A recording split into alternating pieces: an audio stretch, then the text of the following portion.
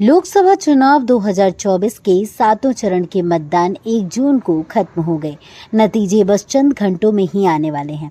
उम्मीदवारों की किस्मत जिस ईवीएम में बंद है वो कड़ी सुरक्षा के बीच स्ट्रांग रूम में रखे हैं।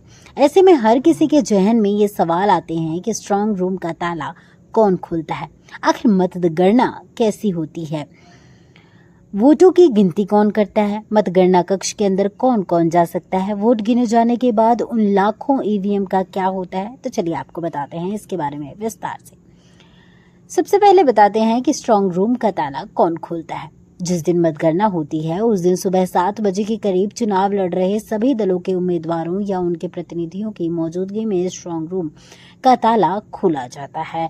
इस दौरान रिटर्निंग ऑफिसर और चुनाव आयोग के स्पेशल ऑब्जर्वर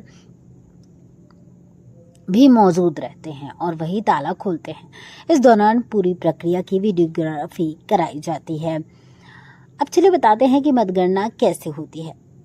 मतगणना के लिए ईवीएम की कंट्रोल यूनिट काउंटिंग वाली टेबल पर लाई जाती है।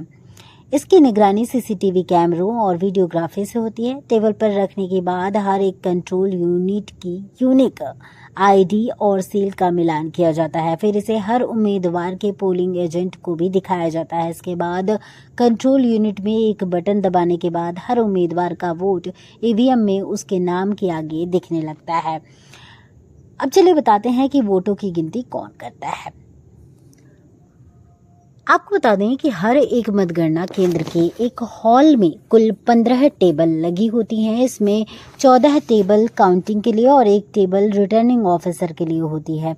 कौन सा कर्मचारी किस टेबल पर काउंटिंग करेगा ये बहुत सीक्रेट रखा जाता है। जिस दिन मतगणना होती है उस दिन सुबह हर जिले का निर्वाचन अधिकारी रैंडम तरीके से कर्मचारियों को हॉल और टेबल अलॉट करता है। आपको बता दें कि वोटों की गिनती सुबह 8 बजे से शुरू होती है। सबसे पहले पोस्टल बैलेट और इलेक्ट्रॉनिक पोस्टल बैलेट की गिनती होती है। इसके तुरंत बाद ईवीएम के वोटों की गिनती शुरू होती है। करीब 1 घंटे बाद रुझान आने शुरू हो जाते हैं। चलिए अब बताते हैं कि मतगणना कक्ष के अंदर कौन कौन जा सकता है। बता दें कि चुनाव आयोग के मुताबिक मतगणना केंद्र के प्रत्येक हॉल में हर टेबल पर उम्मीदवार की तरफ से एक एजेंट मौजूद रहता है। किसी एक हॉल में 15 से ज्यादा एजेंट नहीं हो सकते हैं। प्रत्येक उम्मीदवार अपने एजेंट का चयन खुद करता है और जिला निर्वाचन अधिकारी को उनका नाम, तस्वीर और आधार कार्ड शेयर करता है।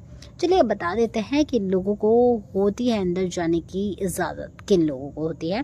तो आपको बता दें कि मतगणना केंद्र के अंदर मतगणना कर्मचारी, रिटर्निंग ऑफिसर, सुरक्षाकर्मी और एजेंट ही जा सकते हैं। जब तक वोटों की गिनती पूरी नहीं हो जाती तब तक किसी भी उम्मीदवार के एजेंट को बाहर जाने की इजाज़त नहीं मिलती है। ड्यूटी पर तैनात लोगों के अलावा कोई भी मोबाइल अंदर नहीं ले जा सकता है। परिणाम की आधिकारिक घोषणा के बाद ही अगर एजेंट को गड़बड़ी की आशंका लगती है तो वो रिकाउंटिंग की मांग कर सकता है। इसके साथ ही आपको बता दें कि रिटर्निंग ऑफिसर हर उम्मीदवार को मिले वोट का डाटा रिजल्ट शीट में डालते हैं और उसके बाद रिजल्ट की घोषणा करते हैं।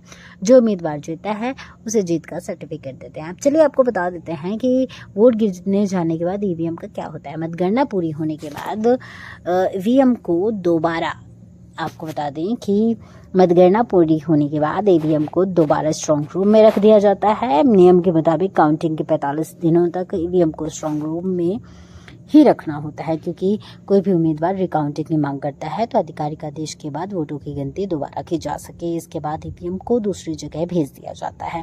यह पूरी जानकारी आपको कैसी लगी कमेंट बॉक्स में कमेंट कर जरूर बताएं और इस वीडियो को ज़्यादा से ज़्यादा शेयर करें, लाइक करें।